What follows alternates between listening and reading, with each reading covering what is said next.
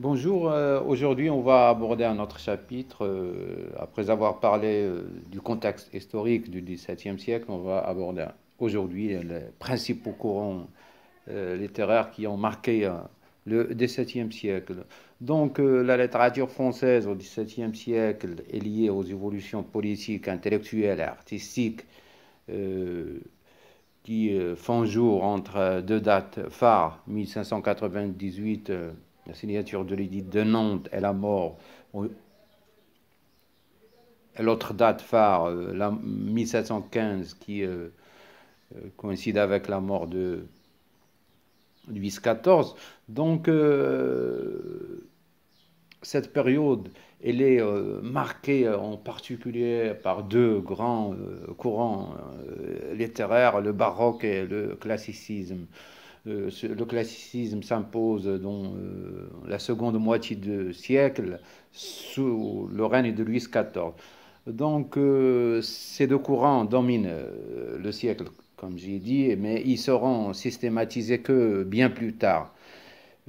Parfois, il y a une opposition esthétique entre les deux courants, parfois il y a cohabitation des deux approches dans une œuvre ou chez un écrivain ou un auteur, mais ça empêche qu'il y a d'autres orientations mineures qui sont également identifiables pendant ce siècle, qu'il ne faut pas négliger pour ne pas tomber dans une approche simplicite des créations littéraires du XVIIe siècle. Donc le XVIIe siècle, comme j'ai dit, commence comme s'achève le XVIe dans un climat instable politiquement. La régence de Médicis, Marie Médicis, s'avère un pur fiasco. La gouvernance de Richelieu se termine dans un bain de sang. Les protestants étaient massacrés, les conflits religieux s'aggravent. Donc, ce qui a produit un mouvement contestataire et anticonformiste, un mouvement le libertinat, ce qui a conduit l'Église dominante dans ce siècle à les chasser, à les combattre avec des autodafés. Donc beaucoup de autodafés sont réalisés contre des peintres et des poètes, des sculpteurs. Ce climat s'aggrave encore plus avec l'apparition de l'héliocentrisme, qui est contraire au géocentrisme. Géocentrisme, ça veut dire que la Terre est le centre de l'univers. Donc, avec l'héliocentrisme, l'homme est donc un infiniment petit, donc ce qui donne un climat, une société inquiète et confuse. Et l'expression artistique, donc, ne s'afferme pas dans la stabilité et l'ordre strict, mais il y a plutôt un climat fantaisiste et instable, ce qui donne naissance à un mouvement qui s'appelle le baroque. C'est une appellation péjorative, une appellation portugaise qui caractérise une perle régulière. Donc, ce mouvement de la fin du XVIe siècle et au début du XVIIe siècle, normalement, c'est un trésor littéraire qui était en désaccord avec, avec le temps qui régnait avant, avec les limites de la liberté. Donc, même le baroque s'est divisé à l'époque en deux, et se scinde en deux parties. Donc, il y a l'inconstance noire qui prêche la mort, euh, la vanité de la vie. Il y a l'inconstance blanche qui, qui profite des joies de la vie. Donc, il y a ces deux mouvements qui sont contradictoires. Les thèmes de baroque sont plutôt des thèmes d'instabilité, de fragilité, d'inconstance, de doute, de songe, de rêve, d'illusion, de métamorphose, de déguisement, avec des spectacles plutôt funèbres où excelle le décor et l'ornement. Euh, Comme j'ai dit, donc, ce mouvement est caractérisé par une fragilité de la vie, avec avec une volubilité, de jeux sur le rythme, avec des figures, les écrivains ils utilisent des figures de style d'amplification, de position, d'analogie. Donc l'écrivain baroque en général, il refuse les règles de l'unité dans les œuvres. Il mélange les genres, le comique, le tragique. Il apporte aussi des modifications dans la structure des sonnets qui régnaient à la fin du XVIe siècle avec le mouvement La Pléiade, Ronsard, Dubillé et d'autres. Euh, comme j'ai dit, le baroque, c'était un mouvement qui dominait toute l'Europe au XVIIe siècle. Mais en fait, il était moins violent en France. Il se développe en Italie, et puis après, il sera en France. Il était, comme j'ai dit au début, il était né en réaction avec l'austérité, par réaction à l'austérité protestante. Il attache une conception de monde instable, en transformation incessante. Il était un mouvement avide de liberté, ouvert à la complexité de la vie. Normalement, en littérature, il comportait une multitude de tendances contradictoires, comme j'ai dit auparavant, mais on peut se concentrer autour de quelques principes communs. C'est le goût de sensualité, des extrêmes et d'ornementation, le langage à effet. Et le genre le plus privilégié du baroque, c'est la poésie. Donc, avec Théophile de Viau, entre 1590 et 1626. Normalement, ce grand poète, elle était oubliée à la suite des critiques de classiques, mais en fait, elle était redécouverte avec Théophile Gautier au XIXe siècle. Elle était considérée comme libertin, bisexuelle, désinvolte. Elle était condamnée pour son libertinage, mais il a réussi à s'enfuir. On trouvera aussi Pierre de Marbouf entre 1596 et 1646, Saint-Amand. Euh, le théâtre aussi, le théâtre baroque, il était influencé par des auteurs espagnols. On trouvera une pièce de Pierre Corneille. Normalement, Pierre Corneille avait une pièce qui s'appelait Les Illusions comiques, qui fait partie de ce mouvement baroque. Mais ce mouvement baroque, il était surplanté entre 1630 et 1661 par le classicisme avec l'arrivée de Louis XIV. Donc, comme j'ai dit, donc, il est moins présent vers la deuxième moitié du XVIIe siècle avec Louis XIV, avec l'arrivée du classicisme. Mais il continue, le mouvement baroque continue à jouer un rôle parce qu'il était présent dans d'autres courants que je vais citer après, notamment le courant précieux, le courant burlesque et libertin qui se développe de façon très privilégiée. Tout d'abord, il y avait le courant précieux. C'est quoi le courant précieux? C'est un mouvement, normalement, un mouvement européen des lettres qui a atteint son apogée en France entre 1650 et 1660. C'est un courant esthétique d'affirmation aristocratique, marqué par un désir de se distinguer du commun. Cette volonté d'élégance, de raffinement, se manifeste dans la manière de comportement d'un côté, du goût, de langage. Elle est associée aussi à une revendication féministe soucieuse de faire sa place, de se de faire connaître la femme dans le monde intellectuel des artistes. Il cherche des fonctions sociales. Donc la société précieuse s'épanouit dans les salons, notamment avec la marquise de Rambouillet en 1588, qui vivait entre 1588 et 1665, ce salon qui était dans son hôtel.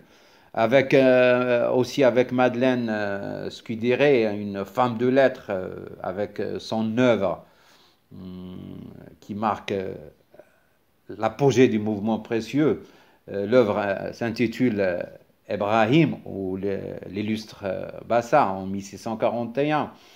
Mais après la Fronde, les salons s'ouvrent à la bourgeoisie. La volonté de...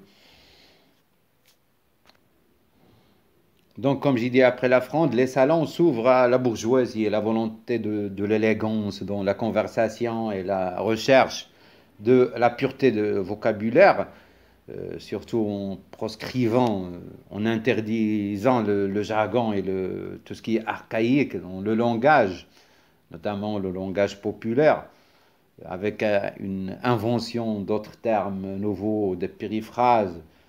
Tout ça conduisait à des abus dont se moquait Molière dans ses pièces de théâtre telles que Les précieuses ridicules aux femmes savantes. On peut repérer aussi un autre genre romanesque au début du siècle, du XVIIe, avec le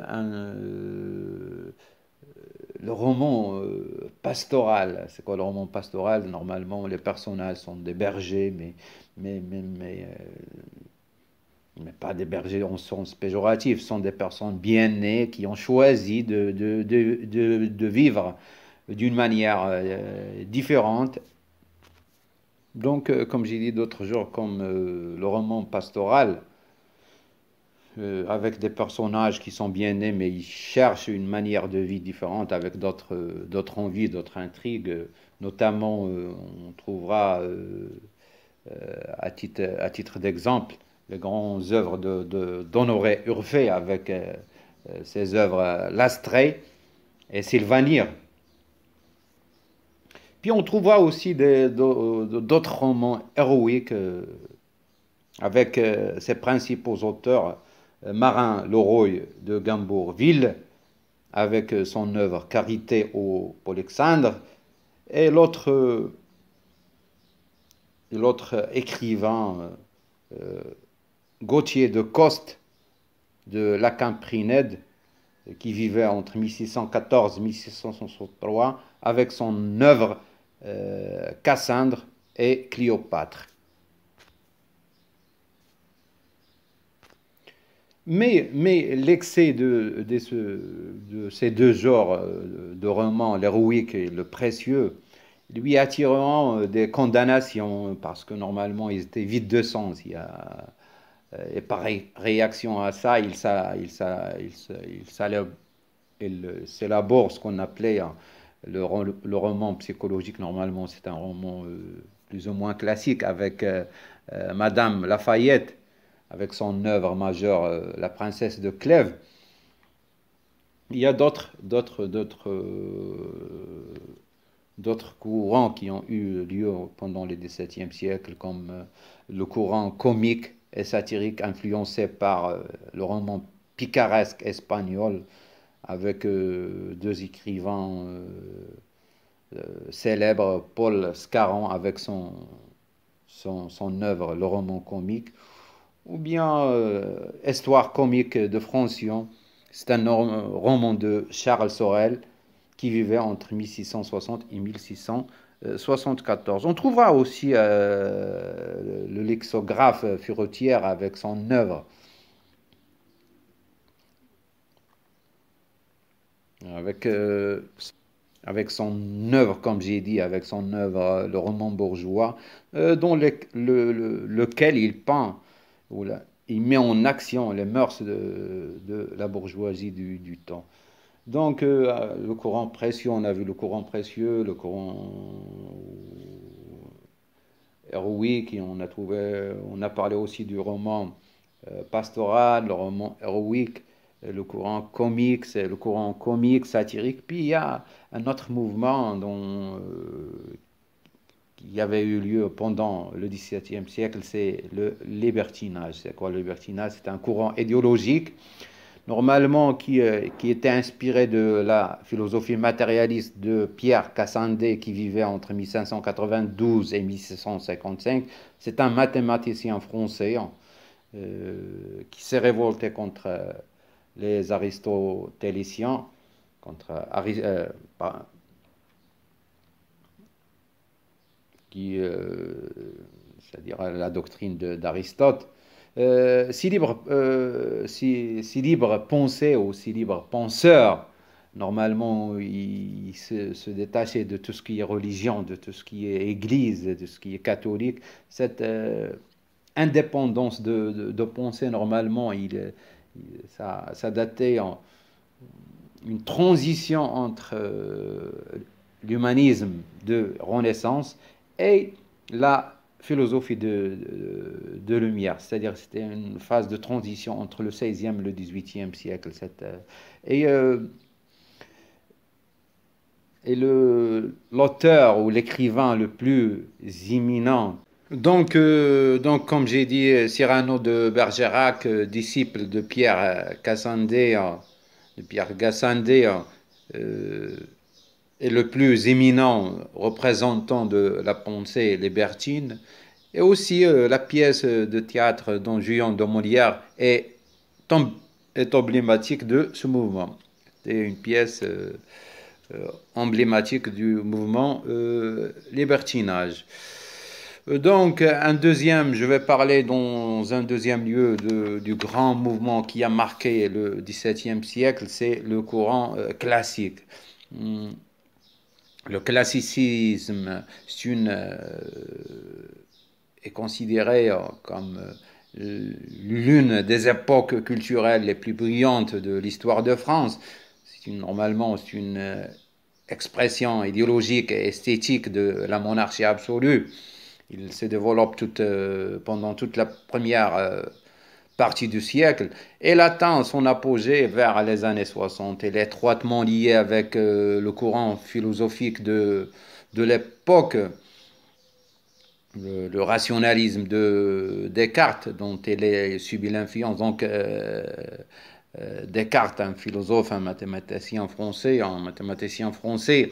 qui a marqué la pensée et la philosophie moderne.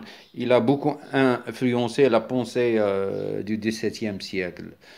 Donc, l'esthétique classique entre 1630 et 1660, il est fondée sur trois principes essentiels. Donc, comme j'ai dit, le rationalisme, il y a l'imitation de la nature et l'imitation de l'Antiquité. Plus tard, Nicolas Boileau, en 1614, il donnera, ou il fait une synthèse, où il faut une synthèse de tout ce qui constitue le style classique. Donc le classicisme établit sa suprématie, sa priorité, la suprématie de la raison qui s'exerce par des règles, surtout dans le théâtre. Il essaie de peindre le beau et le vrai. Hein. Donc le beau et le vrai, c'était la grande occupation, la grande préoccupation, pardon, des écrivains.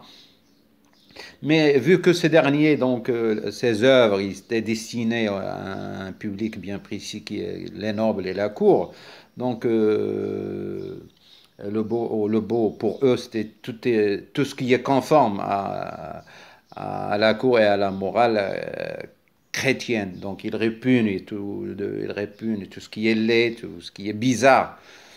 Il s'attache à la vraisemblance et à la bienséance qui sont à la base de l'imitation de la nature. Mais le vrai, pour eux, n'est ni le réel, ni le possible. Le vrai, par rapport à eux, c'est que l'élite de l'époque juge vraisemblable par sa raison. C'est pourquoi on trouvera dans beaucoup de leurs œuvres, d'une manière différente de traiter les sujets empruntés de la mythologie grecque. Donc la bienséance, il bannit tout ce qui choque la pudeur, il, la bienséance, il bannit tout ce qui choque la pudeur ou la sensibilité. Hein. Ils interdisent de mêler hein, le sérieux et le plaisant, ou bien le comique et le tragique. Et Boileau, son œuvre, l'art poétique, il définit les règles par son célèbre vers qu'en un lieu, en un jour, un seul fait accompli. Donc, dans ce vers, il y a unité, les trois règles, l'unité de temps, l'unité de lieu et l'unité d'action. Puis aussi, il y a l'unité de. Il ne faut pas oublier l'unité des temps, c'est-à-dire il ne faut pas mélanger le tragique et le, et le comique. Et donc, l'art classique a pour mission de purger les passions à l'aide de ce qu'on appelait le catharsis avec la tragédie et corriger les mœurs en riant avec la comédie. Donc, on peut remarquer que le théâtre a une grande place pendant cette deuxième partie du XVIIe siècle, après l'arrivée de Louis XIV au pouvoir, et après la mort de Mazarin et le déclin des Frondeurs.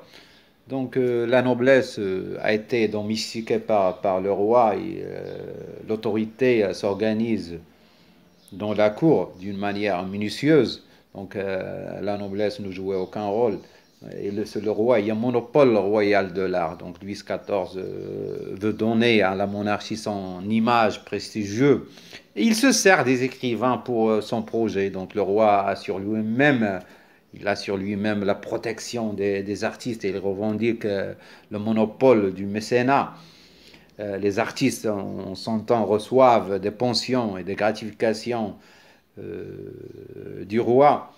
Ils écrivent des œuvres à la demande du roi, comme des pièces de Molière. Et il ne faut pas oublier que le roi a nommé Racine et Boileau comme des historiographes en 1677.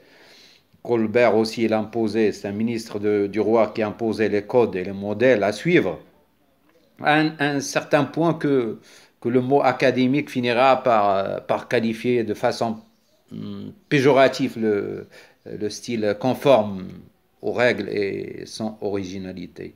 On trouvera aussi des artistes officiels du roi comme Charles Lebrun, un peintre et décorateur du roi, c'est lui qui dirige la décoration du château de Versailles ou la Galerie des Glaces. On trouvera aussi Jean-Baptiste Lully, un compositeur violoniste du roi. On trouvera aussi André Le Nôtre dans l'Art des Jardins.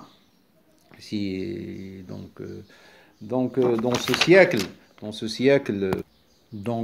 comme j'ai dit, dans ce siècle, cette moitié du siècle, c'est Louis XIV qui est le roi soleil qui décide de ce qui doit être écrit et de ce qui est interdit. Donc, il y a d'autres genres d'écrivains qui marquaient le XVIIe siècle. On trouvera notamment les moralistes tels que Blaise Pascal, un physicien, un philosophe français. On trouve Jacques Bossuet, la Rochefoucauld. On trouvera aussi des mémorialistes qui écrivent des mémoires historiques tels que le cardinal de Retz et Saint-Simon. À noter aussi un autre écrivain, un grand écrivain de la Bruyère avec son œuvre Caractère, Madame de Sévigné aussi, une épistolière française avec ses lettres. Un grand œuvre aussi, les fables de La Fontaine, qui s'inspirait des fables des anciens fables pour donner des leçons morales. Mais on doit signaler qu'à la fin du XVIIe siècle, la littérature française perd son éclat, surtout avec la querelle des anciens et des modernes. Les anciens, dont le chef de file, Monsieur Boileau, on trouvera aussi La Fontaine, Bruyère, Racine, qui prétendent que tout est inventé et que les auteurs de l'Antiquité sont indépassables, et la perfection artistique, elle était atteinte une fois pour toutes, alors que d'autres, les modernes, avec leur chef de file, Charles Perrault, Fontenelle, Malebranche, qui disaient qu'il faut innover, que les écrivains de l'Antiquité sont dépassables, qu'on peut écrire mieux. Et Charles Perrault, il déclenche son hostilité aux anciens en 1687 avec son poème Le siècle de Louis le Grand, dans lequel il fait éloge au roi Soleil à l'époque moderne. D'autres querelles auront lieu pendant le XVIIe siècle, notamment euh, la querelle sur Homer avec Madame Dacier et Audard de la Motte, cette querelle sur Homer qui